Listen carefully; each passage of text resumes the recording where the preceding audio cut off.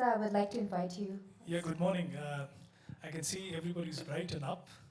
The coffee must have done wonders. Not to mention the music yesterday by Mr. Conrad Sangma and our Japanese guests who sang so beautifully. I really admire that gentleman who did that.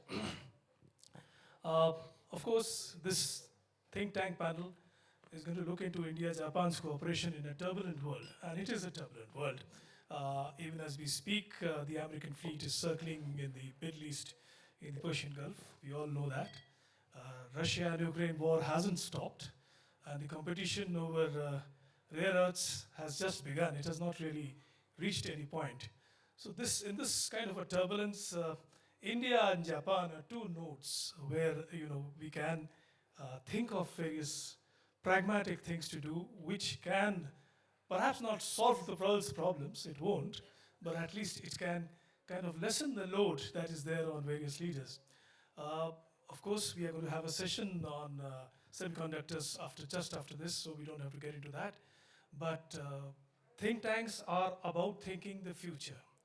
And there are so many things which are needed for the future. Connectivity, of course.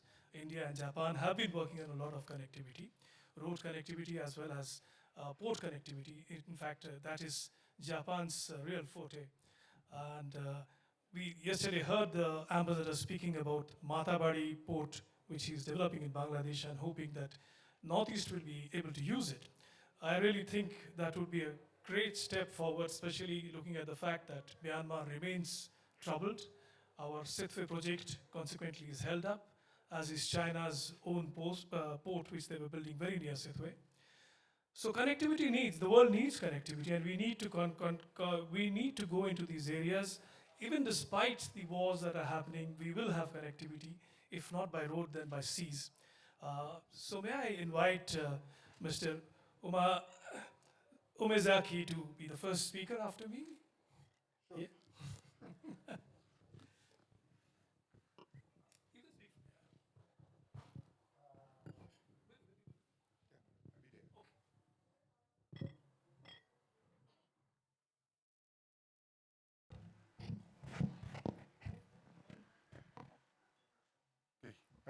Thank you very much, Mr. Chodhari. And very good morning, Excellencies. I'm not you. Distinguished colleagues, ladies and gentlemen. Actually, I didn't expect to be a first speaker.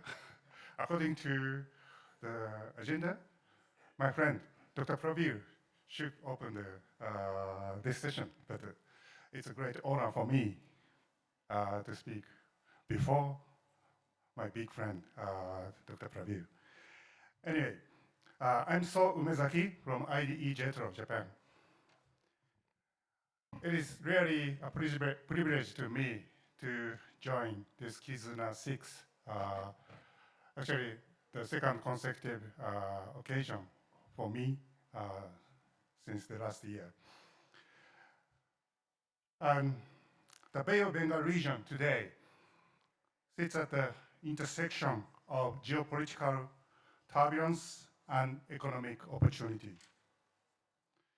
Connectivity between South and Southeast Asia has advanced in recent years, but recent political developments have reminded us how fragile that momentum can be. Let me be straightforward. The political turmoil in Bangladesh since the August 2024 weakened India-Bangladesh G2G government-to-government communication. As a result, regional connectivity initiatives slowed down. This experience teaches us a simple lesson. So regional cooperation is only as strong as its most sensitive bilateral link. G2G, B2B, business to business, and also what I want to talk about is the T2T, think tank to think tank. With the recent general election in Bangladesh and the formation of the new government led by Prime Minister Tariq Rahman and the BNP, it is time for particularly for Bangladesh, but time for India and Bangladesh to reconstruct the bilateral trust. Rebuilding India-Bangladesh relation is not just a bilateral priority. It is central to connectivity across the Bay of Bengal, including the landlocked neighboring countries of Nepal and Bhutan. And without Delhi-Dhaka cooperation and communication, regional connectivity cannot move forward in a meaningful way. But G2G relations sometimes face difficulties. Under democratic regimes, political transitions are built in and sometimes unavoidable. But bilateral dialogue must not stop. I would like to claim that this is the very reason why think tank to think tank cooperation is strategically important. Researchers can continue communication even when official channels narrow, or I should say, researchers are eager to have communication, particularly when the political windows are narrow. And also, researchers can exchange information on what is going on, what is happening on the ground. Researchers can exchange views on each other while minimizing the risks of misinformation and disinformation, which have increasingly been regarded as a real and existing threats we all face in today. In doing so, researchers can function as a resilient mechanism, keeping intellectual bridges intact during political shocks.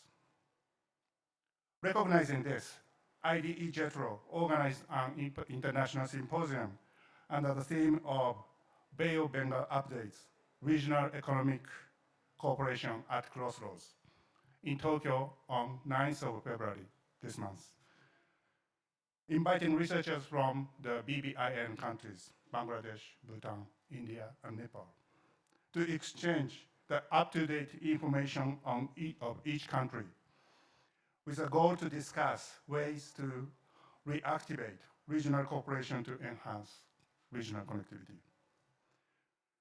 The symposium was well received by a large number of audiences, about 100 on site and more than 300 online, from government and the public sectors, business sectors, and academia. Actually, we invited Mr. Datta from the Asian Conference and our friend Mr. K.C. Sunil from Nepal. I think he should be somewhere. Anyway, the key message was clear. When political space reopens, pre-war intellectual preparation allows cooperation to restart quickly and smoothly. That is the quiet but essential role of think tank to think tank cooperation. Then we agreed to launch a research project to investigate the ways forward under the newly emerging political landscape in this region. At the regional level, we expect the BIMSTEC, Bay of Bengal Initiative for Multi-Sectoral Technical and Economic Cooperation, involving the four BBIN countries plus Sri Lanka, Thailand, and Myanmar. This mechanism to play a bigger role than ever. Indeed, BIMSTEC is positioned to connect South and Southeast Asia and to link India's Northeast with Bangladesh and beyond. So,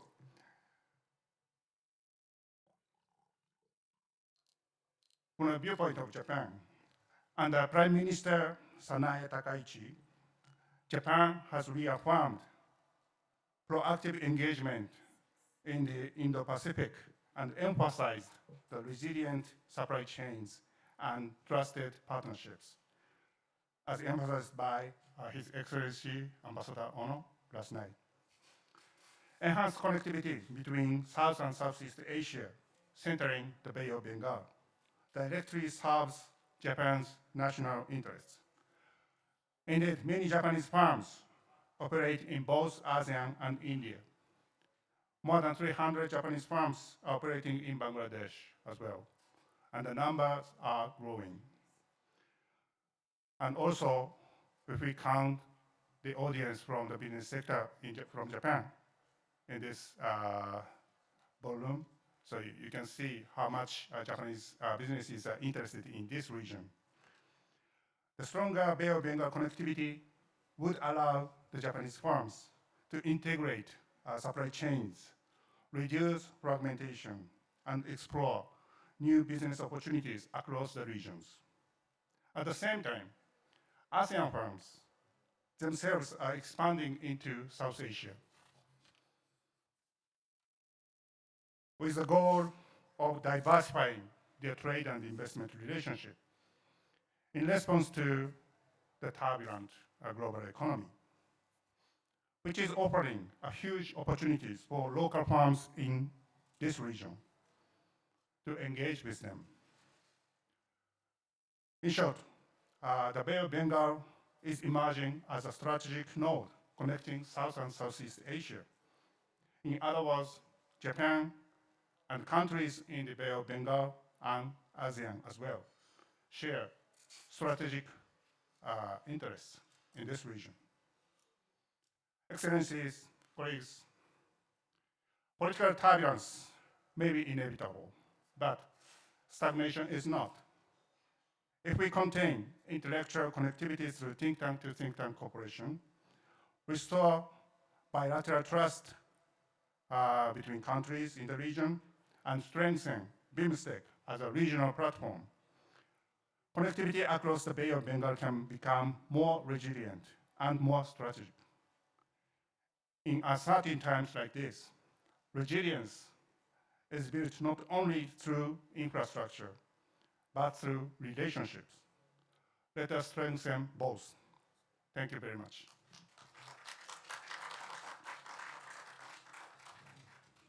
Thank you, Professor Umezaki.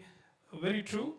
T2T can always, cut through the clutter, and even when G2G conversation is not on, they can continue dreaming and continue guiding us. It's a very important thing, and your comments on the Bay of Bengal connectivity are very welcome. I think Northeast states would seriously take you up on that, and we are looking forward to better relations through Mathiabari at some stage, which the ambassador had spoken of. I could take the opportunity to ask you before Professor Dey, because I've known him for some years. I know he's going to have a brilliant lecture from him. So may I request Professor Dey? Yeah. Can you put my slide? I have a very short presentation, 3 to 4 slides, not 10 to 30. So very good morning, all of you, and it's a pleasure listening Umezaki-san, and also I'm very grateful to Sabazati Datto and Asian Conference for their invitation, and it's a pleasure always attending Asian Conference activities. So what I'm going to do for the next 5 to 6 minutes, I have a stopwatch, so don't worry. So just to recap, what the other KIZUNAs, what we did, and it's my version purely on India-Japan cooperation in building resilient. Umezaki-san used the word resilience, resilient many times, so also the chair. I'm also going in the same direction, resilient connectivity in the Northeast. Okay, so, all right. Now if you see, there is two pictures. One is a black and white, one is a very color, right?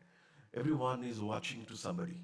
The first one is 1943, the Subhash Chandra Bose great lecture in November, which is the East Asia Conference in Tokyo. And all the audience is looking the great hero, actually. Here is the second picture, is 2025 Prime Minister Modi in last year with a great, industrial delegations. They're also looking at one person, but the person is behind the camera. So this all indicates that, that it is India-Japan relation is very, very constructive, very inclusive. It is a kind of a relation, just not driven by one individual. It's going on, it's a strong foundation.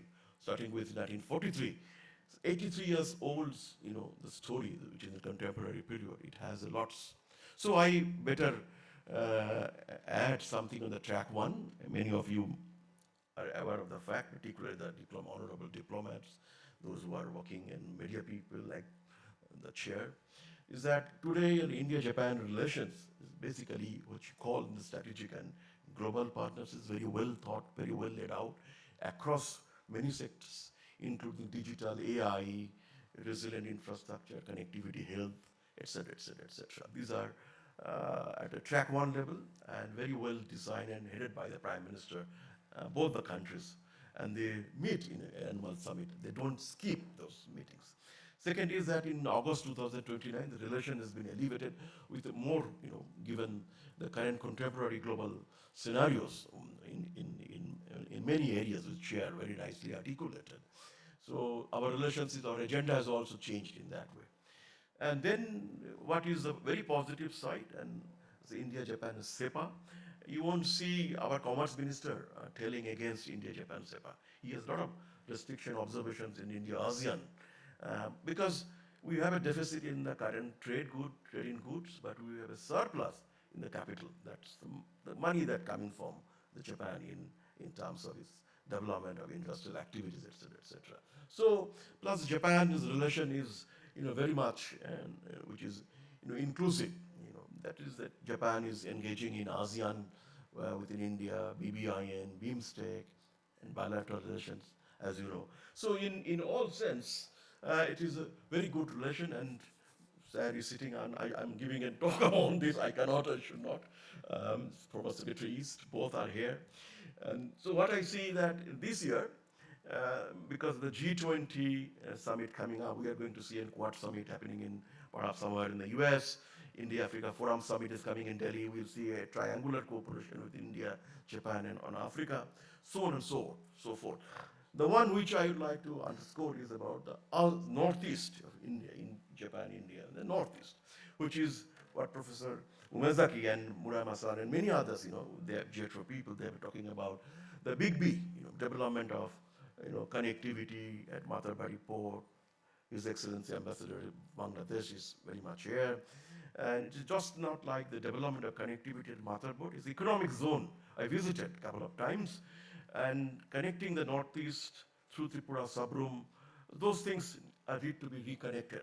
I see the new government has already taken, and there's positive sign, the positive vibes of the government, which is now in the power. It says that, I think the way we looked at centering Matarbari Port, economic zone, the Mirsarai economic zone, etc., connecting the northeast, Tripura, and the rest part of the northeast is going to come back on the table, I'm sure. So these are kind of a laundry list about in India, Japan, and Bangladesh. But the crucial thing is here is how Bangladesh is stepping the extra miles. And in Bangladesh and Japan, they have negotiated in SEPA. India, Japan, SEPA is up and running. Bangladesh, India, SEPA is negotiated but stalled for some time. I think it should come back on the discussion. So three countries, if they have a comprehensive economic partnerships agreement, I think that these will be very much conducive for investments, attracting FDI. Otherwise, the discussion will be more on culture, and connectivity will be mostly driven by, the government projects. Private sector may not jump, in this kind of. So what are the projects where I see, there's opportunities and new things? These are being discussed extensively. I'm not going to, repeat because of lack of time. Tata, project and the cluster that's coming up in Galefo Mindfulness Cities, plus, Guwahati International Airport, which is about to be inaugurated by the Honorable Prime Minister, and several other projects. These are, some of them are, being discussed heavily, the first KIZUNA, second KIZUNA, even the third KIZUNA. So what is needed, kind of missing things. Can we talk about the bus service? Bangladesh government has given a very positive step. Connect the bus service, people-to-people relations. Agartala to Dhaka to Kolkata. So if we talk about a bus service to resume after a couple of years stoppage, railway linkage, which is pending. So these are the kind of architecture, which we discuss here. Last slide. Then what is there for the sixth KIZUNA and onward? The chair, one more minute, then I'll conclude. I have given it in two forms. One is kind of a policy agenda. which is a point, 7 points. Other was the projects.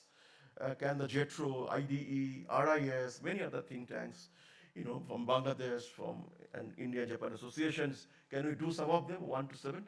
There are 7 policy agendas, which goes by, diplomats and diplomatic notes, non-white papers like that. I'm not going to repeat them. These are being discussed yesterday extensively. Let's discuss something, on the 7 projects, which, can take up and place for the discussion more. One is we need a technology in more training, because we have pineapples, we have ginger, we have many things. But the region that lacks very much, and this has been discussed in all multilateral forums, is about packaging. That's part of technology. Can some farmers can be given a special training how to do nice packing of the goods, so that pilferage will be low, less and less. Yesterday, the Honorable Chief Minister was talking about the pineapples, but you can see he's talking about, not talking about a value chain, but talking about export of raw pineapple. So value addition, if it is done, that means through the technology incubator, training, upskilling, vocational education, logistics warehousing, exchange program for education, media and health, those will be the real kind of an economics explain the tech total factor productivity growth. We short in called TAP. Last 3 are, can we set up a Japan-India development fund from the Northeast? This is sometime, in Delhi when you discuss, there are some sensitivities, but still, my pure view is that a fund will help the remotest people living in the remotest part of that. The Honorable Chief Minister yesterday, he said he went into a person who lives in somewhere in Meghalaya, who never been to the Guwahati. Reaching out to them, that's what the fund will be doing. Plus exhibition center. Guwahati International Airport, there's a space and world-class exhibition center, which the final product will be displayed. Somewhere in the Assam, I'm not specific to Assam, anywhere in the Northeast. Plus the annual India, Japan, Bangladesh think tanks forum meeting. This is some kind of a recommendation from my side. Thank you very much. Thank you. Thank you. As I expected, Professor Dey really gave us a bird's eye view of the entire situation. And thank you for reminding us that Indo-Japanese relations are older than 75 years, which we keep talking about. It starts from Subhash Bose, and I still remember when Mr. Abe was still the leader of the opposition. I had gone up as part of an Indian delegation, and we had a breakfast meeting with him. I was telling him that the first time India signed a defense cooperation pact with Japan was when Subhash Bose was there. And the emperor, I think, signed from the Japanese side, or perhaps Premier Tojo. And he suddenly, out of the blue, he said, we will sign a defense cooperation pact when I'm Prime Minister. This was, startling. It became news for us. But I told him, I reminded him, your constitution does not allow you. We'll change the constitution. So that kind of leadership that Japan showed is really something which India has really gained from. I would triangular cooperation, India, Japan, Africa, will be really welcome. That would be something which both sides would look for. But yes, for the time being, we need Bangladesh and Southeast Asia cooperation along with Japan and India. I will ask the next speaker. Can I break the cycle and go a little? May I ask Mr. Chamliana to be the next speaker?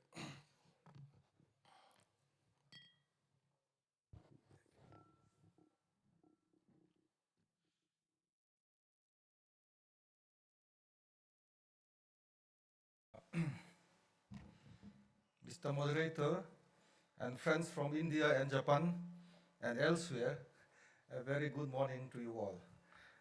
Mr. Moderator, thank you for having me here.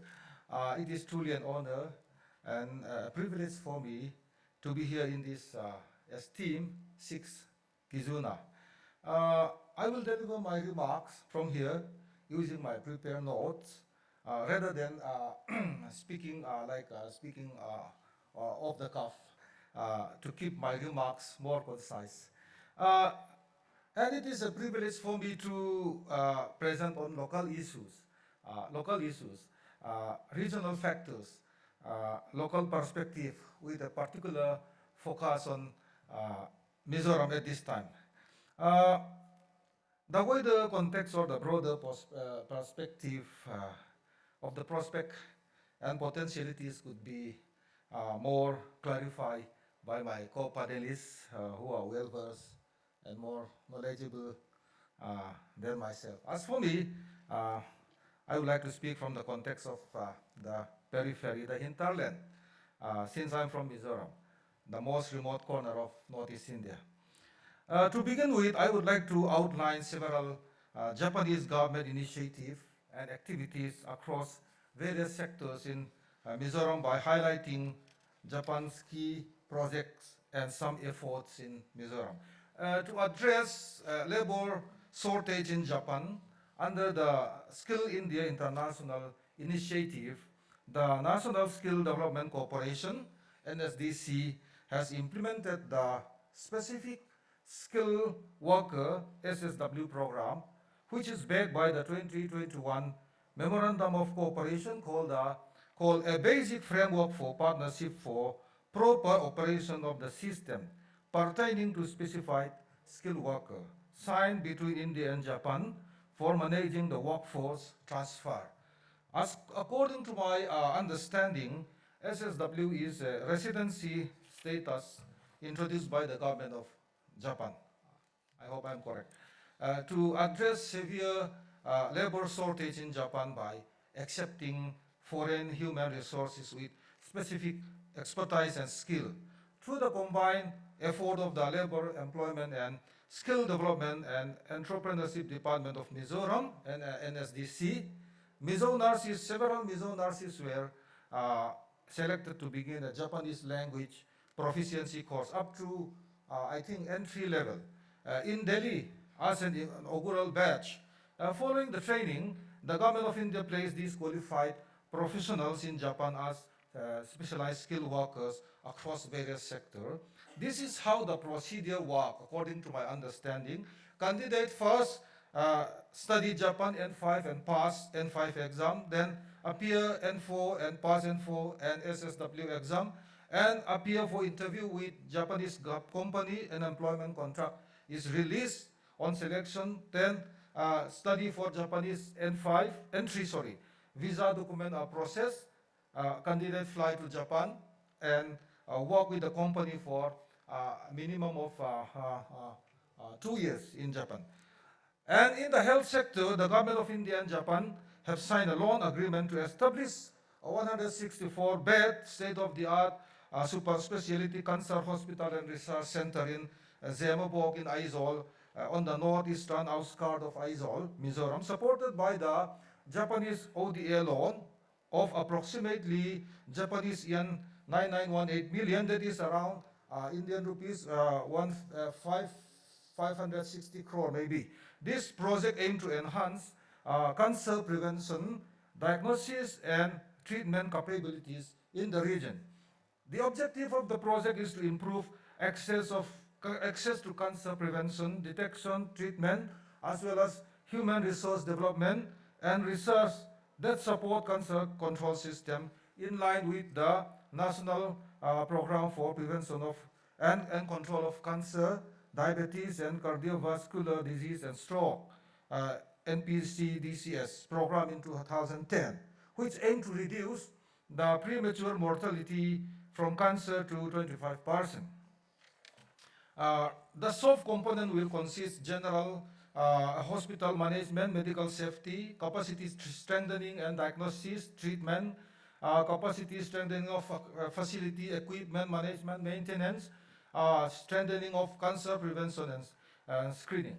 I would like to say that Mizoram records the second highest cancer incidence rate, and the state government has identified the improvement of cancer control as one of the highest priorities in the state health sector.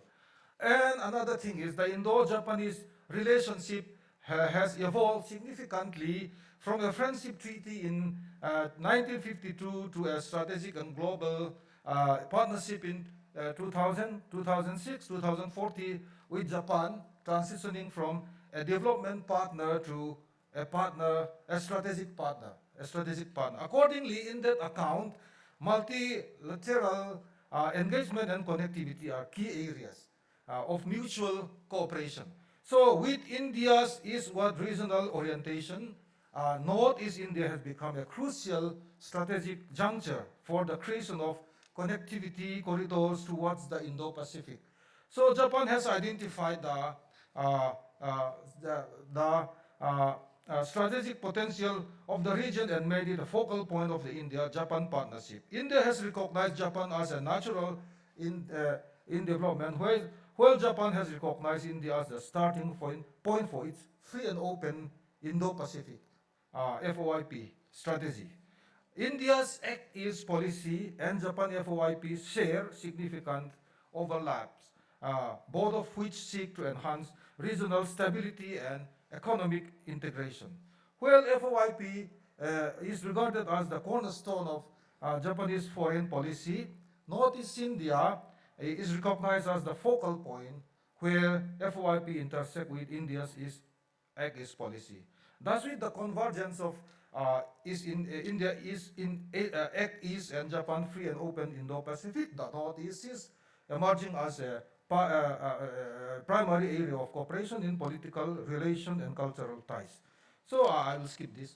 The Aizawl-Tuipang Highway, Tuipang is at the southernmost area, close proximity to the Myanmar border and close proximity with the Bangladesh border, Tuipang. Aizawl, capital of Mizoram, through Tuipang Highway is a prime example of the strategic development of Japanese ODA through infrastructure as a development tools in Northeast India. It is a significant symbol of a strategic convergence, determining the intersection of India's Act East policy and Japan FOIP. The highway is a segment of National Highway 54 and span approximately 381 kilometers, stretching across 5 districts, prominent districts of Mizoram. The project is implemented jointly by the Japan International Cooperation Agency (JICA) and India's National Highway NSIDCL under the Northeast Road Network Connectivity Improvement Program. Strategically, the highway is central to India's effort to enhance physical connectivity in its eastern frontier. Located approximately 88 kilometers from the India-Myanmar border, Tuipang, that place, serves as a key transit hub. The highway links Mizoram to Situe port in Myanmar via Kaladan multimodal KMTTP with broader implications for border management, regional security, and Indo-Pacific connectivity. This alternate trade route reduced India dependency on the Siliguri corridor, the chicken neck, and strengthened India eastern frontier infrastructure. I think, okay. Beyond its geopolitical relevance, the highway also offers broader economic potential and national logistical value. It is expected to bolster trade and transit with Myanmar, Bangladesh, integrate with the Indian-Myanmar-Thailand trilateral highway, and be in alignment with regional frameworks such as the Mekong India Economic Corridor and also, yes, of course, BIMSTEC. The project is more than just a material asset. It is a concrete example of infrastructure diplomacy and represents Japan's development focus in the strategic footprint in Northeast India. I'll skip this one. Moreover, in addition, capacity enhancement is also transpiring. JICA and Mizoram government has collaborated on sustainable agriculture and irrigation project covering some prominent districts in Mizoram. And Japanese experts are providing technical expertise to study Mizoram terrain and land structure to help the state tackle natural disaster using advanced technology. And in collaboration with JICA and Nippon Sports Science University aims to transform Mizoram into a sports hub by modernizing athletic coaching and support system. I'm afraid. Almost finished, sir. What will be the key takeaway, the core insight? Japan can be more and more geopolitical gateway to Southeast Asia by connecting to the Kaladan project. And secondly, there is economic and industrial opportunity. Another thing is supply chain connectivity. I will not elaborate because of time constraint. Thirdly, diplomatic and strategic soft power. And in summary, Japan's aid to Mizoram is a strategic long-term investment to turn the peripheral area into a vital economic and security hinge between India and Southeast Asia. Thank you, sir. Thank you for this brilliant summary of the Kaladan project, which we all hope will come into fruition at some stage, despite the civil war which is going on in Myanmar.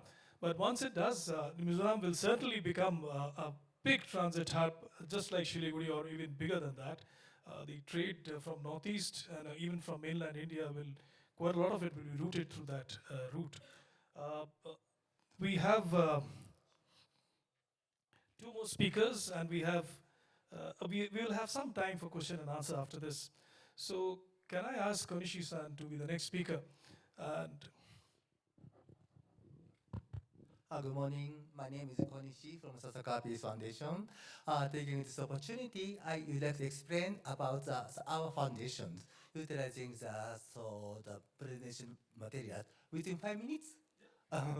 Okay, so I'd like to explain quickly. So once again, thank you very much for paying attention to my presentations. Next, please. Okay, so this slide shows the missions and working pillars of our foundations. Sasaka Peace Foundation, shortly SPF, established on September 1st, 1986, just 40 years ago. This year, the 40th year anniversaries. Location is Tokyo only.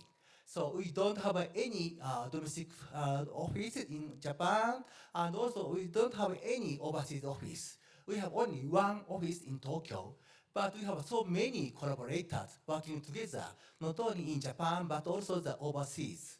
Yes. And so number of the staff is 150 around, including administrative staff. And the status is a private foundation.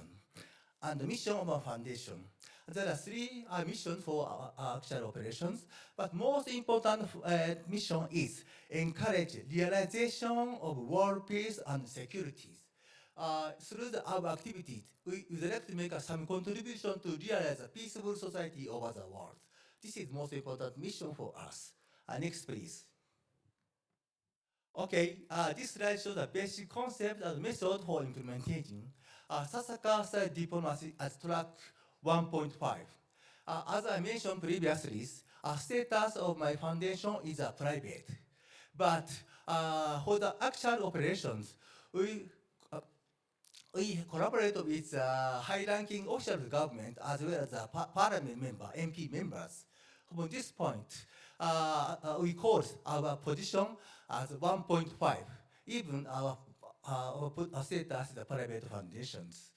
And second is facilitate. Okay, thank you very much. Sorry. Sorry.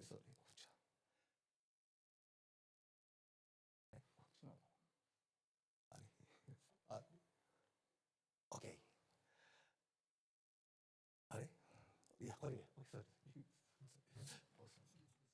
Okay. And facilitate parallel avenue for the government diplomacy by using advantage of private foundations. As I mentioned previously, status of our foundation private, utilizing this advantage, but with a close relationship with the government as well as the parliament MPs, politicians, we are conducting activities. Third point is prioritize important issues. What may be out of the scope of governmental agencies such as JICA, JETRO, and so on, or private organization. What this means, when we consider about formulate a new project or implement a new project, we should consider about the scope or area of our operations. The area that Japanese government, such as JICA or JETRO or private organization has implemented already, such a area is out of a target of activities. In other words, we should look for the area that any Japanese government agency or Japanese government or other government do not do. We should find out such areas. And okay, for actual operation, there are five schemes. First one is exchange, people exchange. Sometimes we invite people from target country to Japan. And on the other hand, sometimes we dispatch Japanese people to the target countries. And we organize a kind of a round table discussions and organizing a seminar like this. Fourth one is the social development cooperation. And last one, the research activities. Through these kind of activities, we are going to achieve our missions. Next, please. Okay, this slide shows the structure of our foundations. So as I mentioned previously, so target mission of SPF is make a contribution to real peaceful societies. In order for us to achieve such missions, we are conducting with so many stakeholders over the world with 10 departments. One department is in charge of a collaboration with the US. Another department is in charge of collaboration with China. Another department is in collaboration with Iran or Middle East. And my department, highlighted with a yellow color, strategic dialogue and exchange program department. My department is in charge of Asian countries, including India. So my department is implementing many activities, including exchange of people between Japan and India and so on. Okay, next please. Okay, so actual operations, there are five main activity pillars. First one is political exchange. Second one is organizing a seminar. Third one is support for the networking to address social development challenges in Asia. Fourth one is the cooperation for the advancement of a diverse society in Northeast India. And last one is student exchange in peace. Okay, next please. So from now on, I would like to show some pictures so in order for you to easily understand our activities. So this slide shows the political exchange between Japan and India. So for example, last year, we invited the whole Indian MPs to Japan, and they stayed in Japan for 1 week. During their stay in Japan, my department organized a kind of the round table inviting Japanese MPs together. So during the Indian MPs and Japanese MPs, they discuss about the common issues between two countries. And others, my department organized a kind of a courtesy call to high-ranking Japanese politicians. For example, Mr. Suga, former Prime Minister, or Mr. Nishimura. He is a chairperson of the Japan-Indian MP Friendship Leagues and so on. Okay, next please. Okay, this one also another aspect of the political exchange between Japan and India. So not only the MP, central government, but also we invited local government. For example, this is this MP from Arunachal Pradesh. So Mr. Pema Kandu, we invited him to Japan to have meetings with a Japanese politician like this. Okay, next. Okay, this is another aspect of the organizing seminar, as well as the dispatch of a Japanese politician to target country, to India. It's exactly on the occasion of the last KIZUNA in Guwahati. Okay, so as I mentioned previously, so my department organized a seminar, of course, including the KIZUNA. From the fourth KIZUNA, my department has been co-organizing KIZUNA in collaboration with the Asian Conference and other organizations.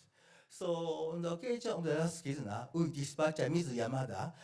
She was a former state minister of environment.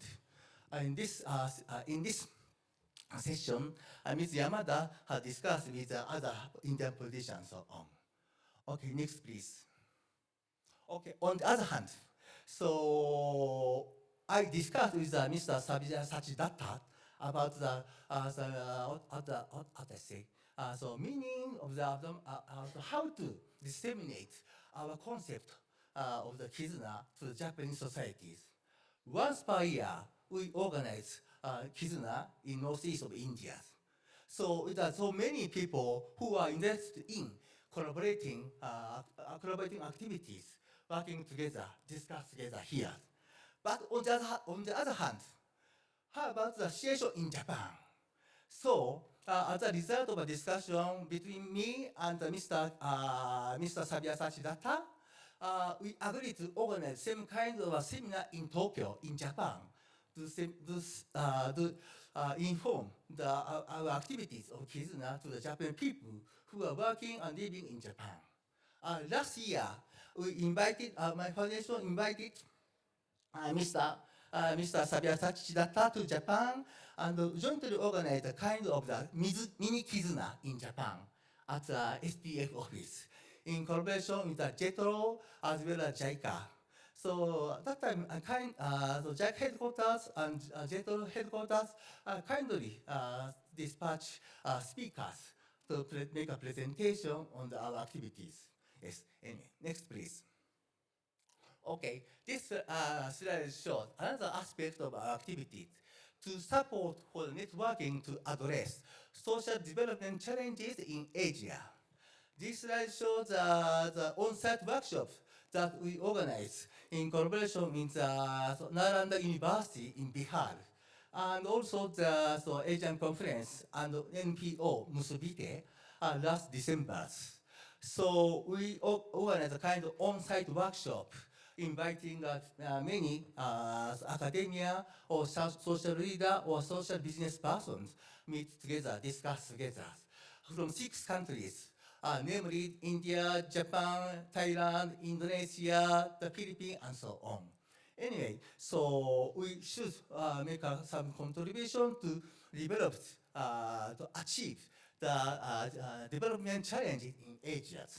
Okay, next please. Okay, this is also another aspect of our activities. As my colleagues explained yesterday, so we support St. Anthony's College, as well as St. Anthony College, which is located in Ceylon here, and also the one, Take One, which is located in Meghalaya, Nagaland, I'm sorry, Nagaland, so Kohima, Nagaland. So they are working to accumulate the memories of the memory of their diversified culture and the diversified culture and history of their own local people, and in order for us to achieve some contribution to realize a peaceful society, so respecting diversity, most important point. From this, my department is supporting these activities. So outside of this venue, go outside and turn to left. There are small exhibitions. So if I have a chance, such as the tea break or the lunchtime or dinner time, please take a look at a small exhibition outside of this menu. Okay. Next. Yes. This one is another activities. This one also yesterday, my colleague Mr. Joy Remba-san explained to you. So my department and the Nippon Foundation have been collaborating these activities. This one is Impal Peace Museum, which is located in Manipur. So, so I think you have understood already through the explanation by Joy Dema-san yesterday, so I don't need to explain more detail. But this one also, some important item is shown outside of this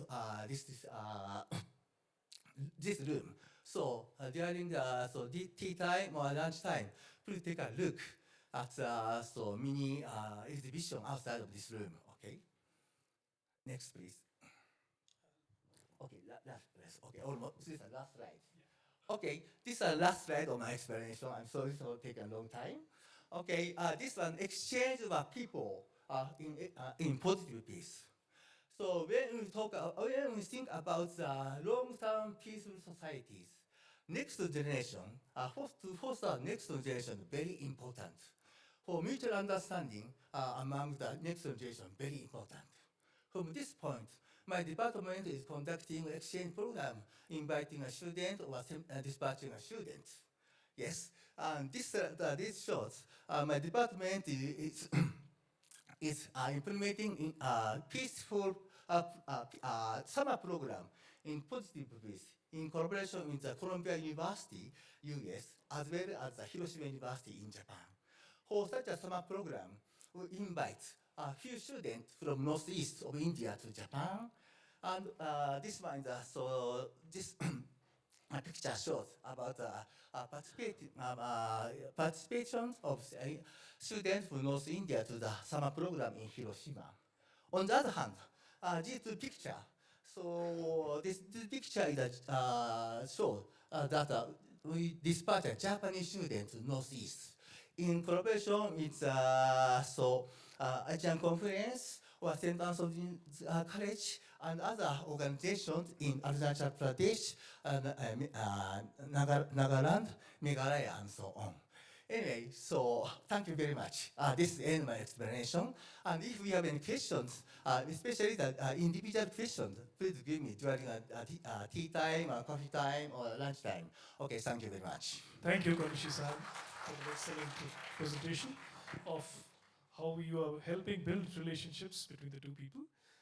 I'll call upon Manish, Dr. Manish. He represents Chintan Foundation, the newest think tank, and I've heard good things both about Chintan and Manish. So, over to you. Thank you, Chair, for your kind introduction, and um, good morning to dignitaries on and off the dais. And I'd like to express my thank you to Asian Conference and Sabia in particular for always bringing me back closer to home. For someone who earns his bread and butter studying the United States. And as you can see, anyone who studies the United States for a living, it's been a horror story for the last 1 year.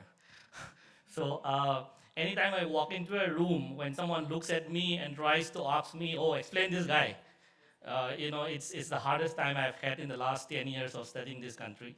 Having said that, I think in a headline-driven environment where news is changing every hour, I think it is more important to have discussions like this, where we go into the undercurrents of international politics, bilateral and multilateral cooperation, and then maintain the momentum of the cooperation where it's very easy to get distracted by the news of the next hour.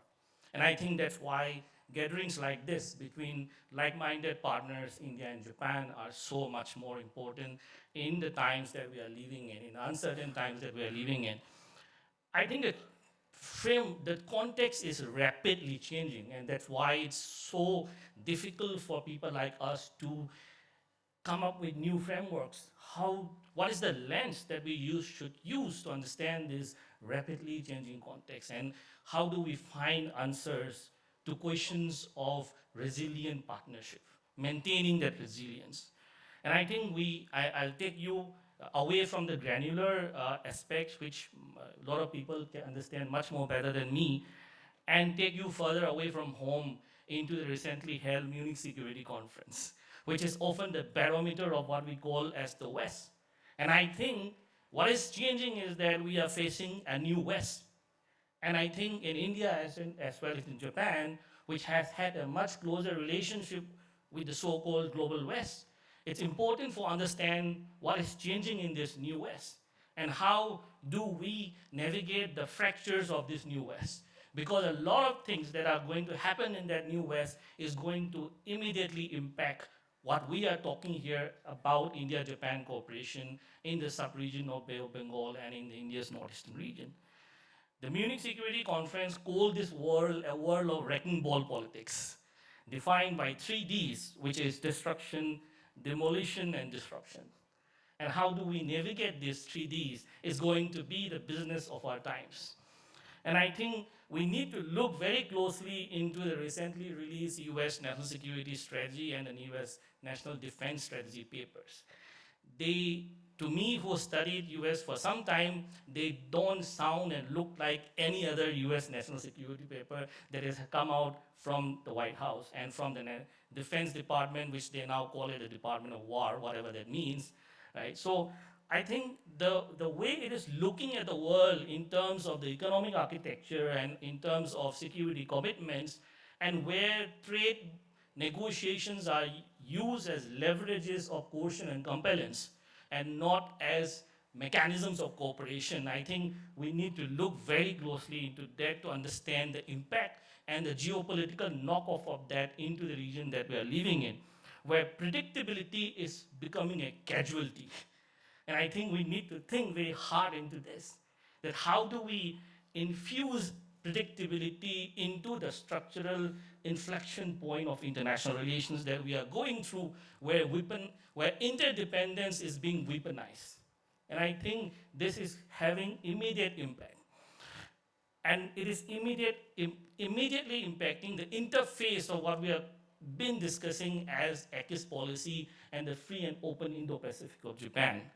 And I think Japan and India have both played very different role and sometimes diverging, sometimes converging in building what we call as a rules-based order.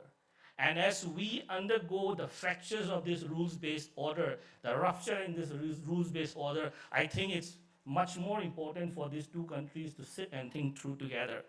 And I think in these times, we keep hearing, I think Sabia told me in the morning that trust is the operating principle.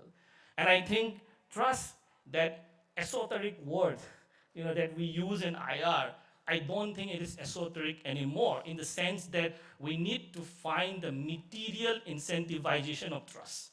And I think this we have been talking about since yesterday.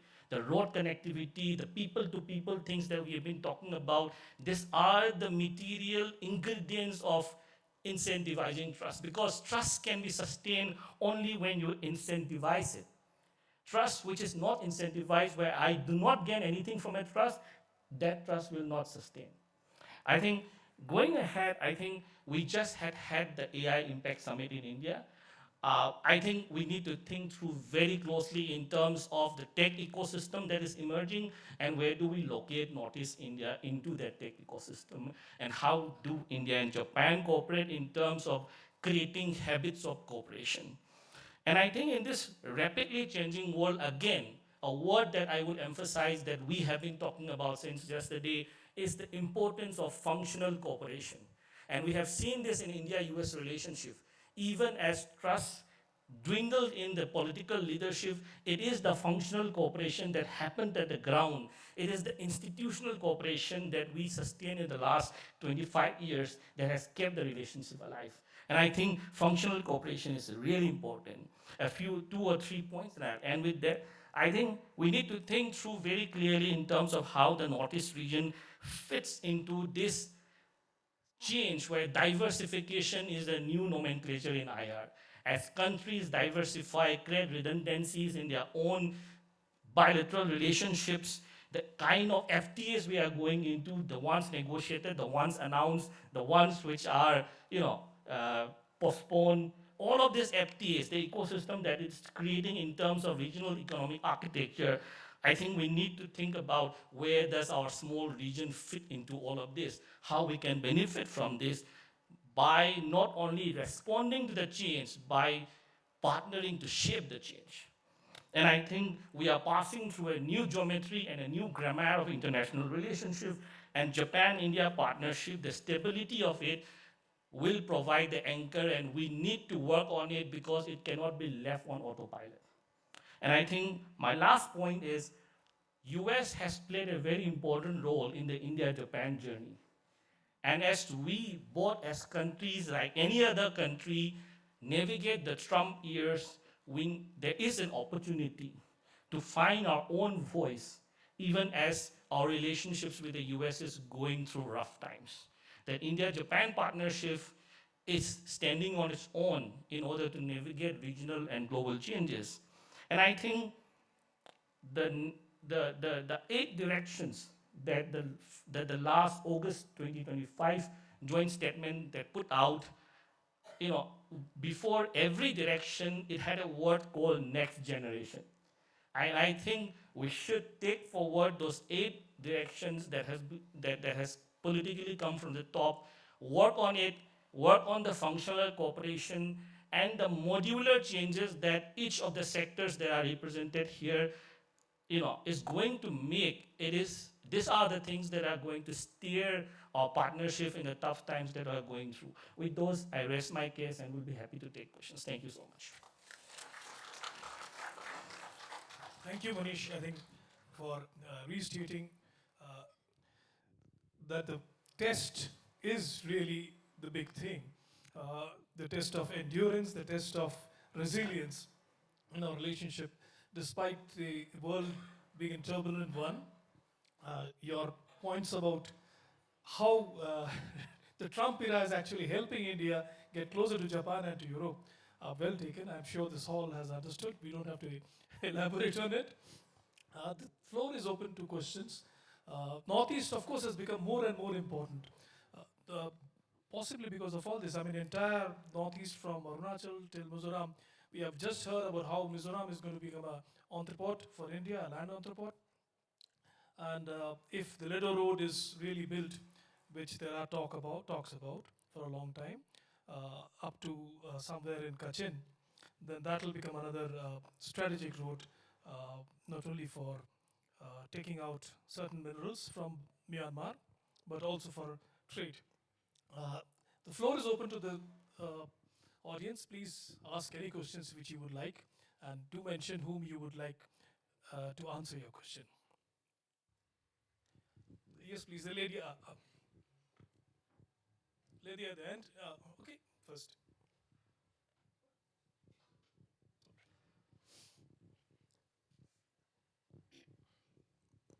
Hello, check. 皆さん、こんにちは。私の名前はアパルミタです and that's the end of my Japanese language knowledge. So I work with the India Today group, and my question is directed to uh, Nobuyuki Konishi-san. Sir, the Sasakawa Peace Foundation, it has been one of the most consistent champions when it comes to India-Japan and people-to-people ties. But at a time when the world is fragmenting, be it trade wars or geopolitical blocs or shifting alliances, how do you maintain or sustain that people first approach when the governments are increasingly transactional? To you, sir. Yes, thank you very much for question to me. So as I mentioned previously, and as I used to understand, so people to people exchange is very important. So we would like to continue this kind of activities, inviting any people, any kind of the activity, any kind of the people, any kind of category of people to exchange program. Yes, and so we would like to expand these activities to inviting any stakeholders, not only from private but also the government. And also, if possible, we would like to expand the target of the area as well as the people to make a human network as more stronger. Yes. But in order for us to achieve, conduct such activities, we would like to more consultation with many any stakeholders over the world, of course, including the Indians. Yes, okay. Thank Okay. you. Thank you, Can sir. I invite Ambassador Wadwa to ask the next question? If someone would give her the mic, please.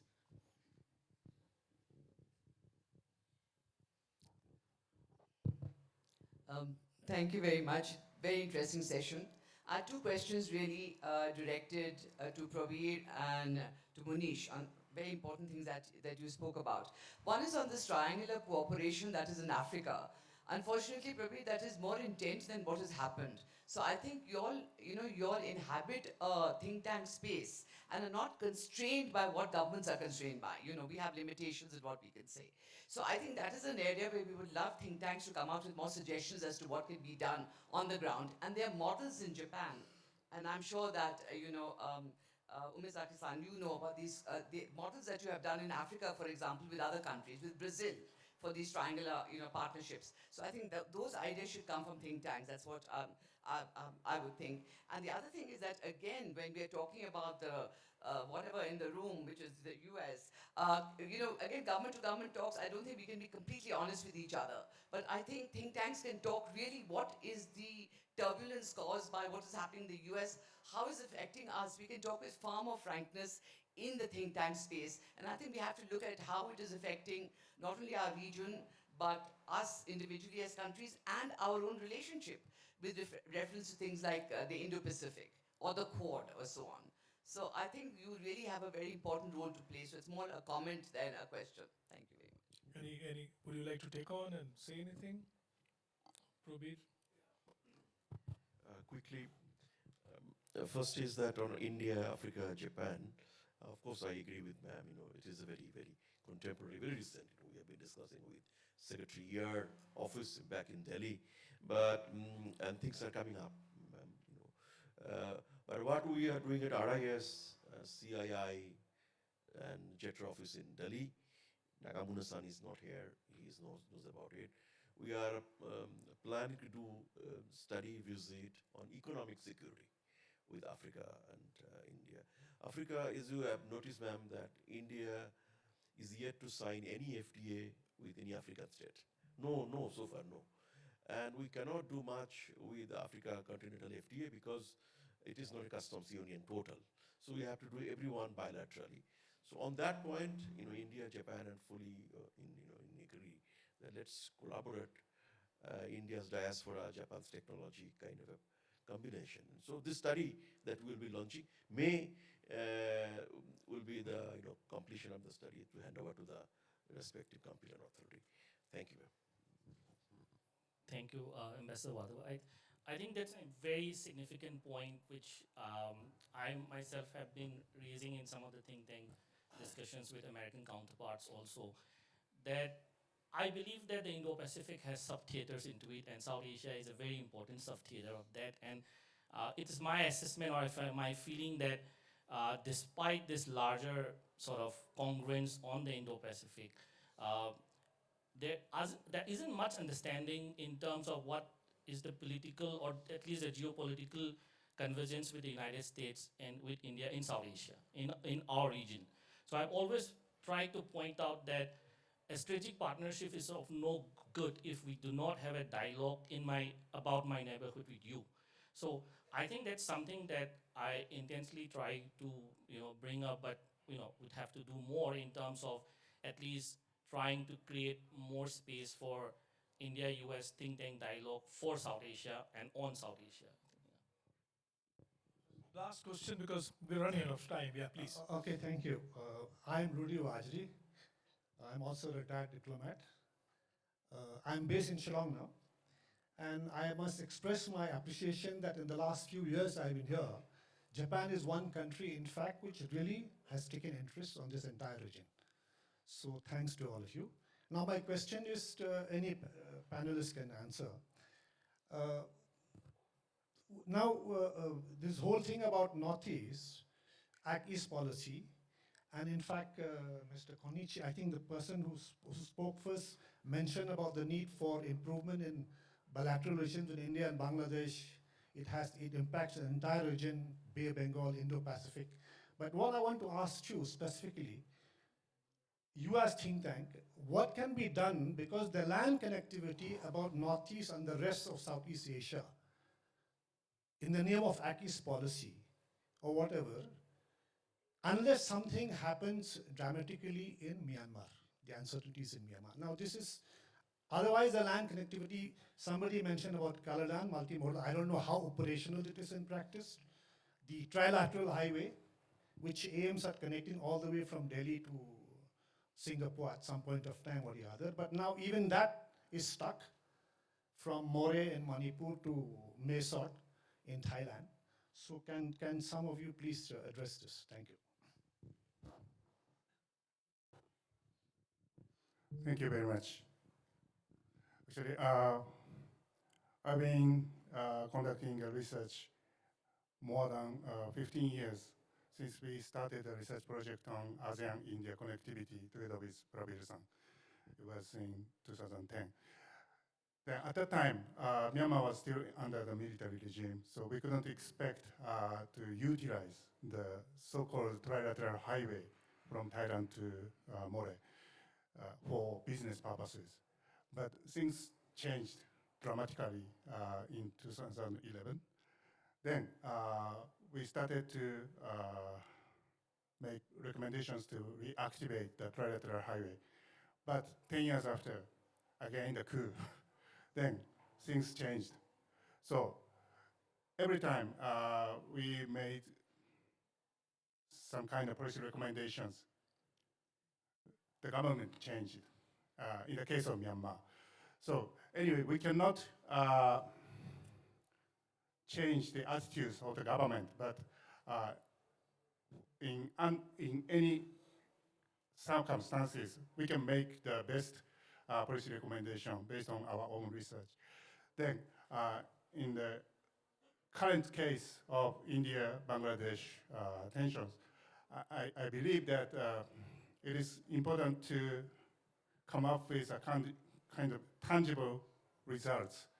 So that means we cannot just talk about our dream. We need a kind of results. So it may be important for us to focus clearly on some concrete connectivity issues. For example, looking at Bhutan, how they want to utilize the Matabari port. So in order to think about that, we need to know how Bhutan companies are exporting using which kind of routes, how long it takes, how much it costs, or something like that. Then, once the economic corridors connecting the Gerefu and the northern part of Bangladesh established, how much benefits can be realized. So that kind of real result is very much needed now. So that is my answer to you now. Thank you. Hello. Yeah, regarding that Kaladan project, I think India has expressed, so to say, in a manner of speaking, readiness, prime for action. But there is a lack of reciprocation from Myanmar side. That is the problem. Thank you. We all know what is the problem in Myanmar. So obviously it's a situation which is hostage to the civil war in that country. But hopefully things will improve. Yeah, one last, but that's the last and last. A very quick one, please.